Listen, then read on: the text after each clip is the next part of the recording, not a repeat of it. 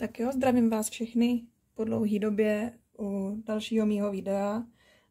Bude dneska poměrně asi kratší, než mívám ve zvyku. Mám tady toho jenom pár, ale dneska jsem celkem s hrůzou zjistila, že 31. prosince to bude přesně rok od toho posledního, co jsem vydala, takže docela se stydím, ale pravda je, že už prostě tolik nenatáčím, nebo teda spíš nenakupuju, takže z toho důvodu ani nenatáčím. Bohužel ani nějak extra moc nečmářu. Nevím, mám furt nějaký takovej blok, většinou mě trvá, než si něco vyberu a než vůbec si něco vyberu, tak mě přejde vůbec chuť jako čmárat, takže obvykle to dopadne tak, že nedělám nic.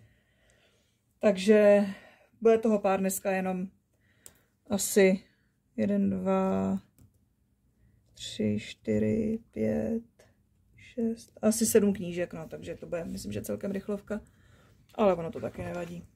Tak jo, takže tady mám House of the Dragon, ten je teďka někdy, asi jedna z posledních, co jsem koupila, někdy v létě, myslím, že. A to teda, když jsem viděla, že vyšla, tak jsem musela rozhodně mít.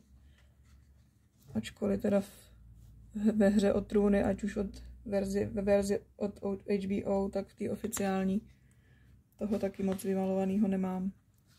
Já teda doufám, že tam něco uvidíte, protože ten můj stativ, co mám, je dost blbej, protože tam ze zadu nevidím na displeji, takže uvidíme, no. Papír je pěkný tady. Už trošku je škoda, že je oboustranná, ale tyhle ty jsou vždycky všechny oboustranný, takže to se nedá nic dělat. Každopádně detailů tady je hromada, protože obrázky má na svědomí Tomislav Tomič, takže se není čemu divit. Každopádně jsou superový, hrozně se mi líbí provedení těch draků. Jednak odpovídají tomu, jak vypadali v tom seriálu. A je to hrozně hezky řešený. Škoda, že tady jsou jenom tady ty portrétovky, myslím, že tady je jenom Caraxes a Syrax. A klidně bych takhle snesla úplně všechny draky ze západozemí, které tam byly, nebo které se zatím v seriálu objevily. To by vydalo, myslím, že na takovou menší knížku určitě.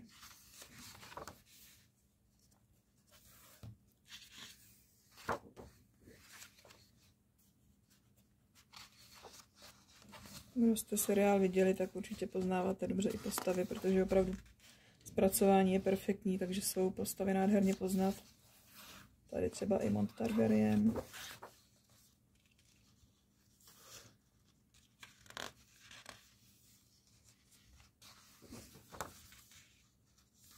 No, Daemon.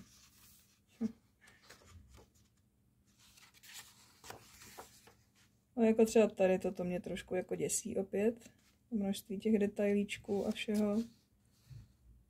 Chtělo by to asi i, já nevím, no, jakože podklad možná vodou s trochou opatrnosti, aby se to s vodou nepřehnalo, by to asi šlo. Možná i teoreticky pitpeny od Faberu by tady šly. Nebo no, nějaký fixy na vodní bázi asi jedině. Lihovky bohužel ne, protože to se propije. Tady zase Syrax.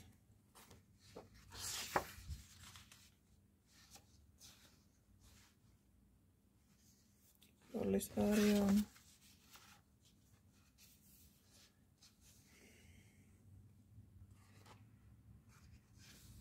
To je Maelys.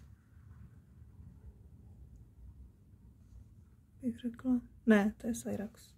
Maelys je tady.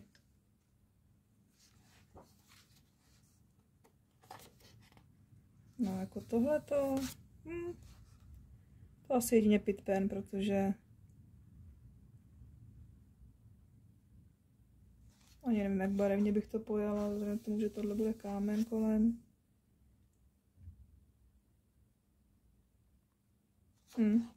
Zajímavý.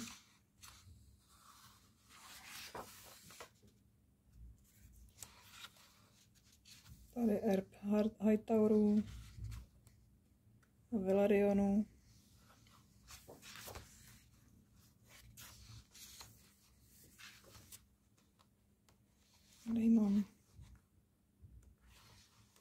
taky vypadá na pořádnou zabíračku ty meče. Bože. Alicent.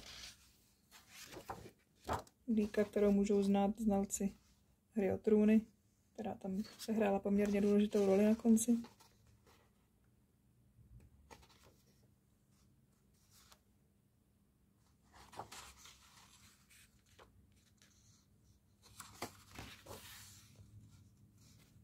No, je tady poměrně dost dvojstran, což mě nedělá úplně radost, ale co naděláme?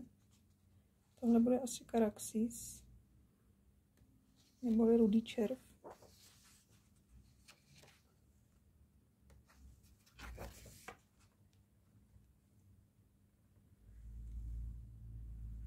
A tam něco uvidíte, přijde mi to nějaký tmavý, že to je. Ach jo.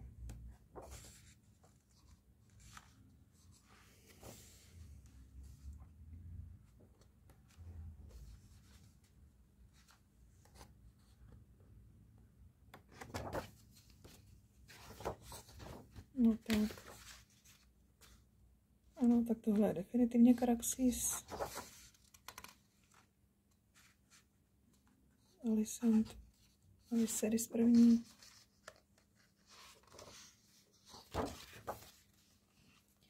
Tady máme Meleys. A tady taky.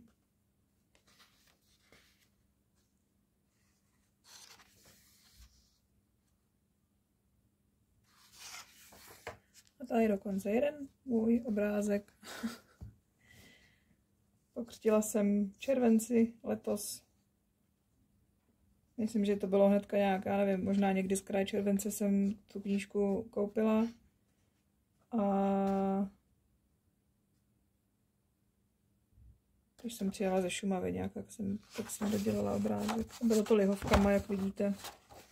Minimálně teda dráček byl lihovkama, černá je poska a ten zbytek byl, myslím, že neokolory, asi rozmývaný. Ano. Tak. Pak tady mám tuhle věc od Rachel Mintz, Stunning Vampires. Tu jsem asi koupila někdy předtím. V podstatě asi se dá říct, že všechny tyhle, no možná nějaký ještě, možná tyhle ty byly až v srpnu koupený. Přibližně, možná jo. Obrázky tady jsou pěkný, co se mi líbí. Vidíte tam něco? Doufám, že jo. Papír bohužel slabý, klasický, ale tím, že to je, že jsou jednostranný, takže podložit a úplně klidně i lihovky vzít.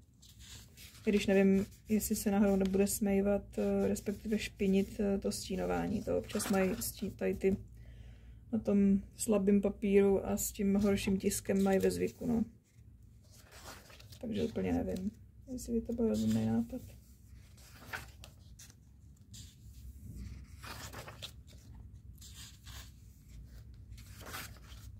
Ano, obrázky jsou zajímavý.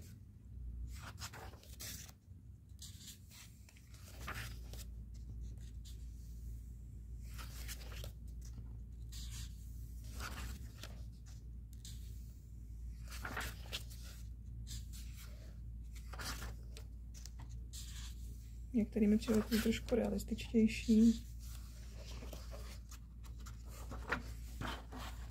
Nebo spíš jako víc do fotky.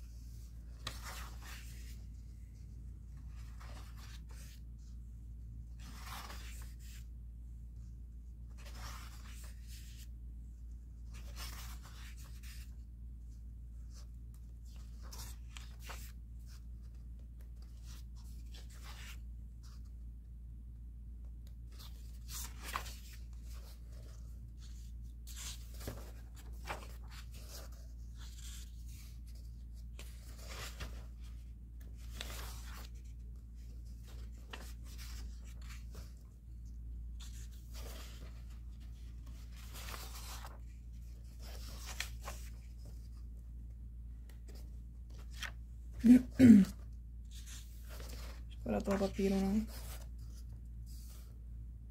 Tady teda to je takový, jakože, nevím, jestli to vidíte, ale vůbec tam není vidět jako prokreslený detailně. Skoro až smrdí nějakou AI, ale snad ne. Myslím, že Rachel Mintz vydávala knížky ještě, než se roztrh pytel s těma AI bullshitama. Což je tady to, myslím, že jeden z nich, ale řekla bych, že jeden z těch takových povedenějších. A je to, no, Amazon to vydává přímo v nějakým polským tom. Takže jako koníčci. A jako pokud to vezmu jenom v takovém tom pohledu jako proporcí a realističnosti, tak jako za mě dobrý. Nějaký extra, myslím, že jako nohy navíc a takový věci jsem tam neobjevila, takže sice úplně do detailu jsem to nezkoumala, ale jako přijdou mi ty obrázky fakt jako pěkný. A zase jednostranný, takže podložit a klidně lihovkama úplně bez problému. A myslím si, že by docela se to k některým těm obrázkům i hodilo. Některý jsou takový víc jako do fantasy stylu, některý jsou realističtější, ale jako docela v pohodě asi. Tenhle ten třeba, to je takový víc jako fantasy, takovej zvláštní styl. Tohle je zase spíš realistický.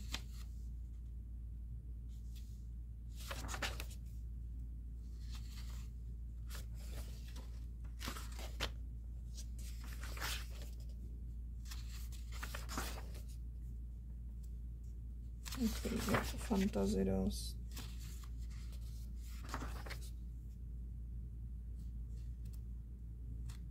Jo, tak tady vidím první bullshit. Tady je noha jezdce, bota, ale jezdec nám zmizel, nevím kam. Ale to je jenom detail takovej, jakože to se dá přežít, bych řekla. Nicméně tím je definitivně potvrzený, že to je AI.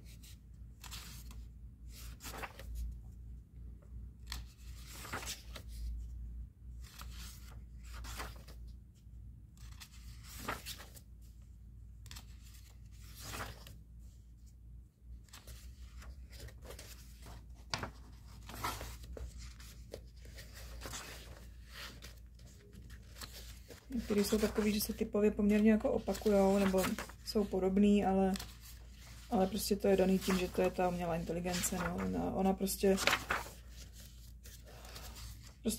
jako je to kopírování vlastně toho, z čeho ona se učí na internetu, co kde najde, pak to háže akorát různé varianty. Ale aspoň, že se tady naučila počítat nohy už. A uši a takové věci.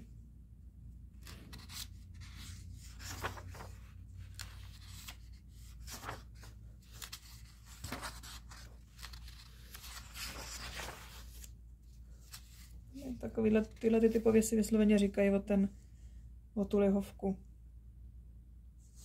Taky zase nevím, jestli to nebude špinit to stínování, ale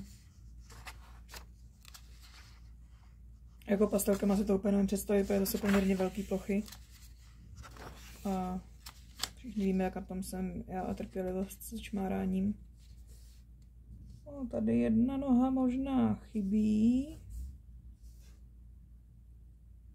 No, ne možná, ale určitě. Tady by měla být zadní někde. Ale tak to se dá taky přežít asi.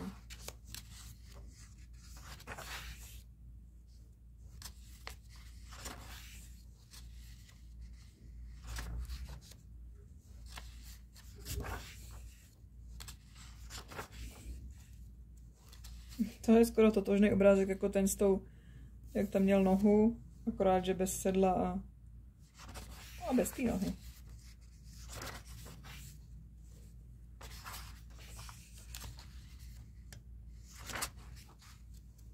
No, tak je trošku jiná varianta.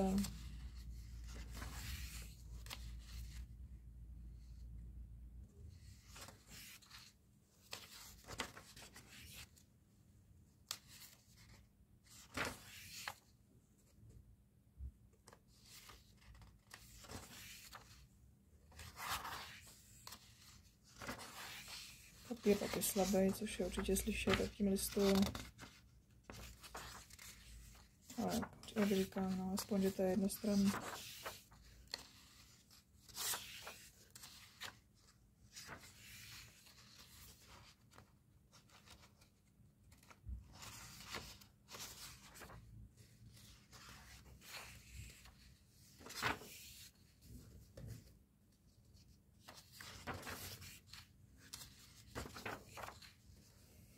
Je docela fajn, že tam jsou různé kombinace i s těma takovýma víc jako fantazii, že se to dá třeba i, že se člověk nemusí úplně držet reality. No tady trošku to zapomnělo to, ale to by se teoreticky dalo asi dokreslit. Kdyby se mi chtělo, což se mi chtít nebude asi, ale to nevadí.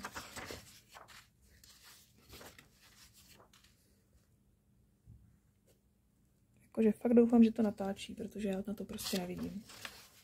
Já prostě neseženu kloudnej ten stativ, abych tam viděla i zezadu na to.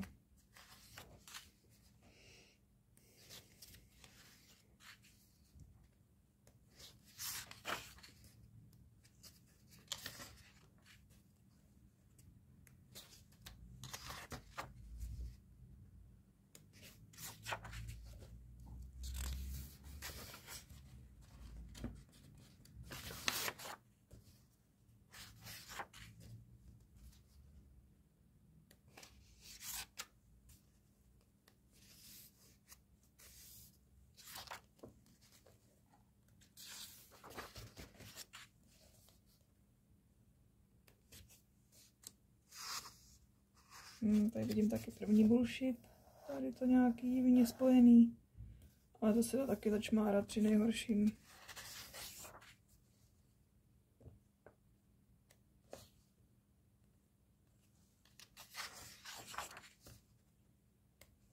Jako dalo by se tam asi najít chyby, ale nebudu hnidopich. Myslím, že nebyly ani nějak extra drahý. Já možná nevím, kolem 8 euro, jestli nestály. Nebo možná kolem 10, teď nevím.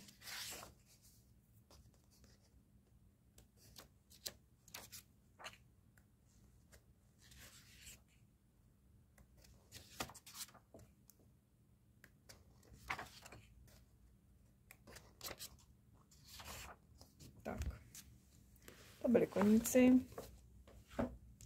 A teď tu mám pejsky. Ty jsem brala, myslím, že současně, ještě jsem brala kočičky a ty jsem dala k svátku, myslím, nebo vlastně ne, jenom tak jsem je dala kamarádce. Taky jsem úplně nezkoumala, jak moc tady je chyb, ale líbí se mi, že tady jsou rozeznatelný i plemena třeba, jakože když to je fakt jako, když to má být nějaký plemeno, tak je to poznat. Je pravděpodobně retriever zlatý. Těch tady je nejvíc, no. Tady je nějaký buldoček.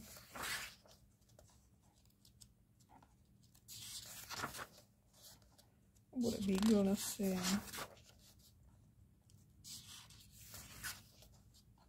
Bulldog. To je asi borderka nějaká nebo něco takového. Pudlík. Těch retrieverů a variant na ně tady je asi nejvíc, no.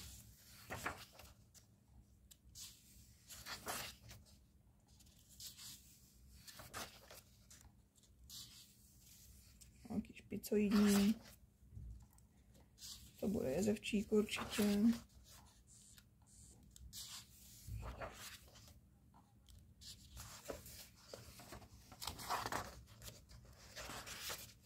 No. Husky nebo klidně i vlk.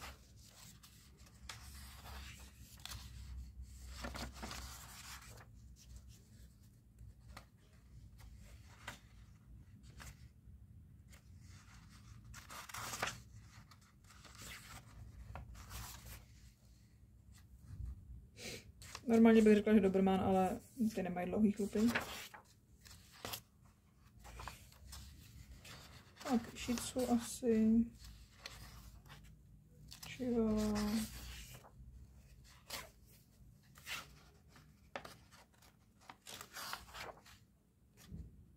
by mohl být Australák klidně. Korgíci. To by mohl být taky korgík.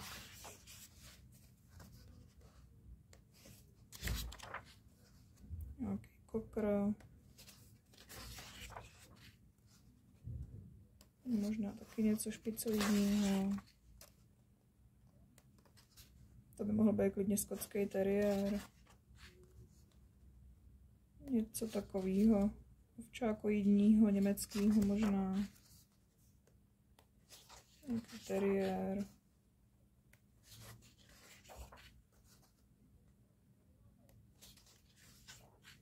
Takové ksichtíky mají pěkně udělaný, takže proč ne?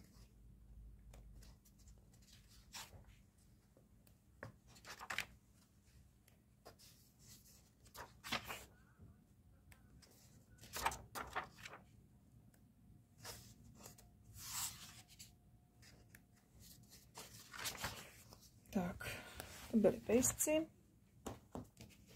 A pak tady mám 4 zase z kolekce Coloring Heaven. Párkrát jsem objednala, protože nešlo odolat. Tady třeba Andělé démoni od Joshe Leeho. Jeho ilustrace se mi hrozně líbí, prostě ten styl je děsně fajn. Takový vysloveně právě na ty fixy bych řekla, že to je dobrý. A je fajn, že to je zase jednostranný, jak má ostatně Coloring Heaven ve zvyku.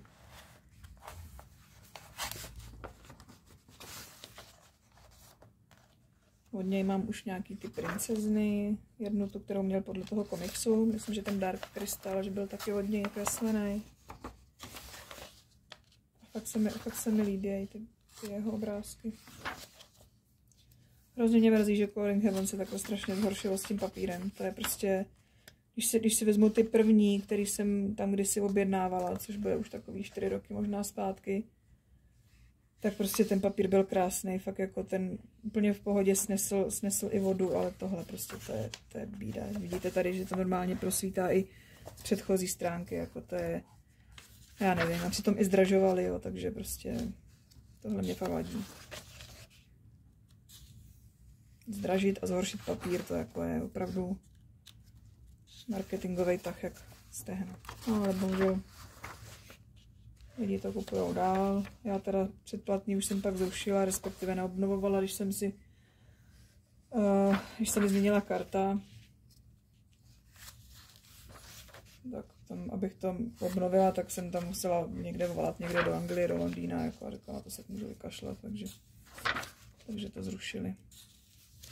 A ani mi to nevadí, protože teďka fakt jako jenom výjimečně tam byly opravdu jako motivy, který jsem si řekla, jo, tak to musím mít. A když už, tak prostě si to objednat takhle zvlášť, to se jako dá sníst. Už se mi ani nestalo, že by to chytali na celnici, že to normálně prošlo, takže jenom ta první, myslím, že mě chytili.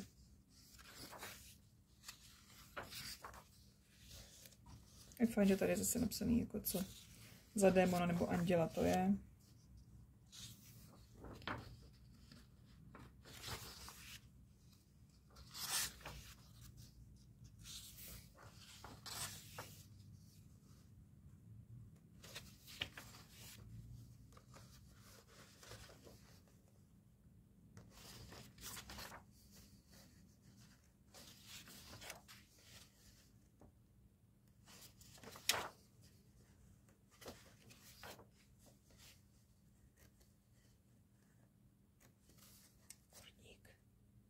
Tak slabý ten papír, že to nejde ani normálně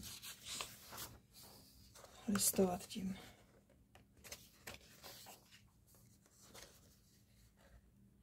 Některý jsou poměrně i takový už strašidelnější, což mě nevadí.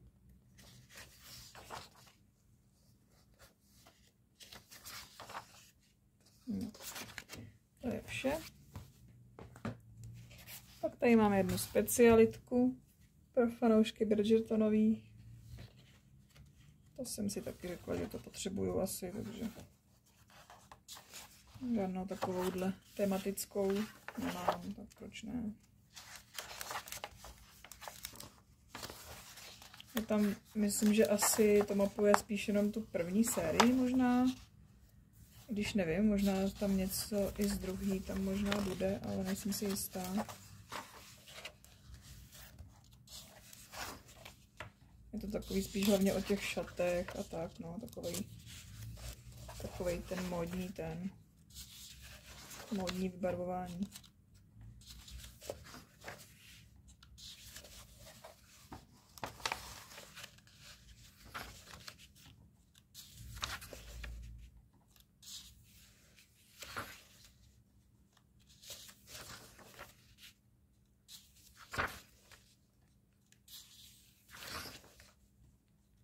Taky si mohli dát tu práci, aspoň tady dát názvy, nebo pojmenovat, o koho se jedná. Protože tady na rozdíl od třeba toho rodu draka to není úplně poznat, ačkoliv by to mělo taky mapovat seriál. Nebo možná i spíš knížky, těžko říct. Knížky jsem nečetla, takže nevím. I to je možný.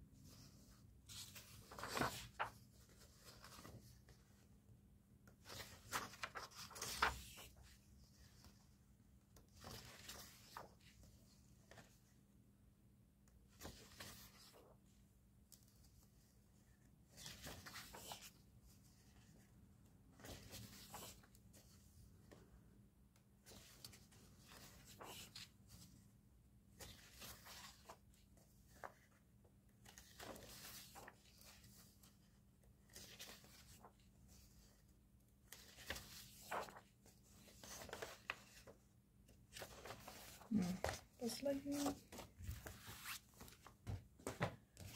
Pak tady máme opět jednu od Joshua, tentokrát Bohyně a bohové. Ta se mi líbí snad ještě víc než ty démoni. Zvlášť ještě, že tady je napsaný, o jakého boha se jedná. Nebo bohyni, teda přesněji.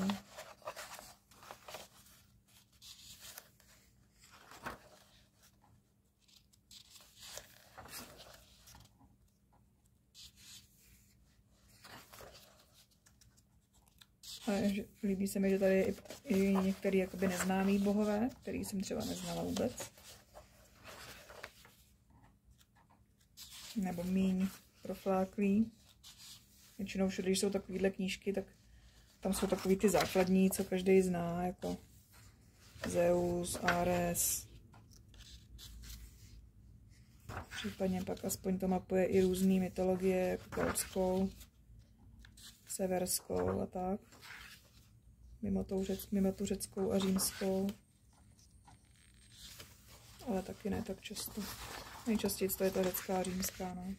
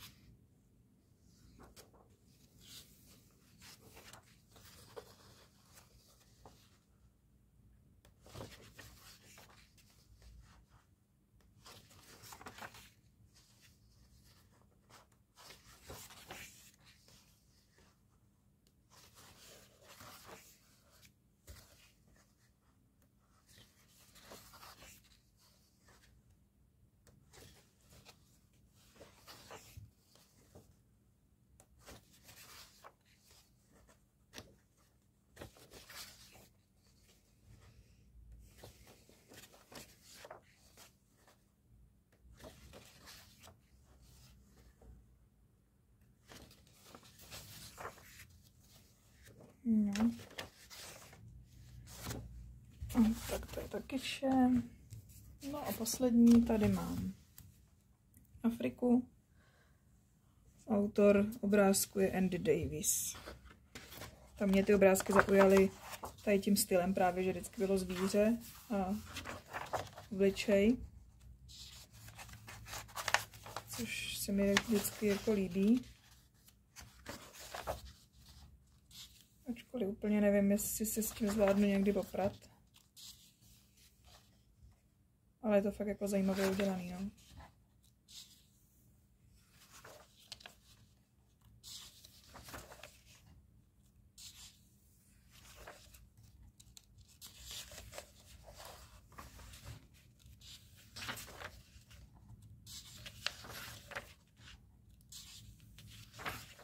Bohužel zase ten papír, prostě to je katastrofa naprosto. To prostě, tady by si to tak jako říkalo o vodu, jo. Prostě, aby se to dalo hezky jako propojovat. Ale jako nevím, prostě s tím papírem to je hrůza.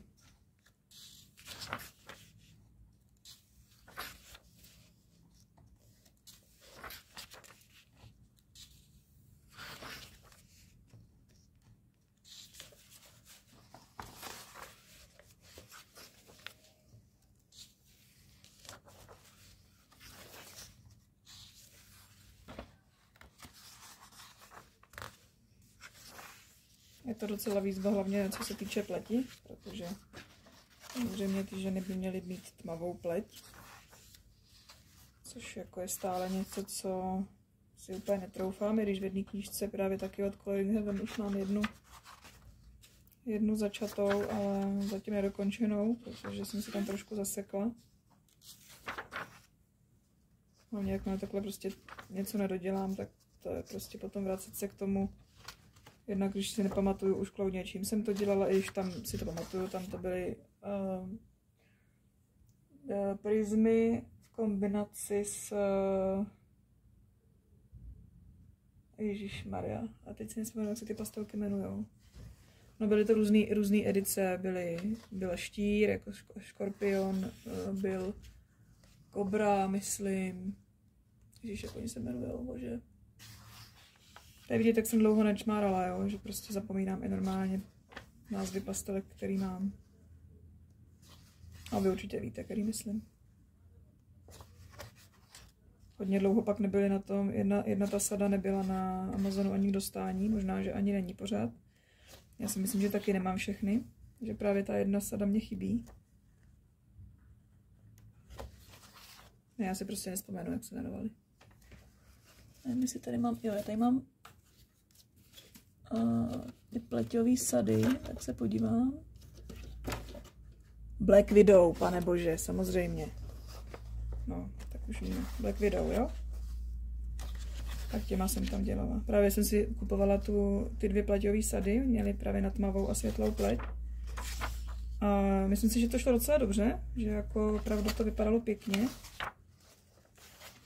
Ale prostě tam nějak jsem se tím tak zasekla, no, jak se mi stává. No a to by bylo pro dnešek všechno, takže děkuju, že jste se dívali, jestli jste vydrželi až do konce. A uvidíme se třeba někdy příště, jestli ještě, já teda plánuju něco koupit, mám v košíku na krajince,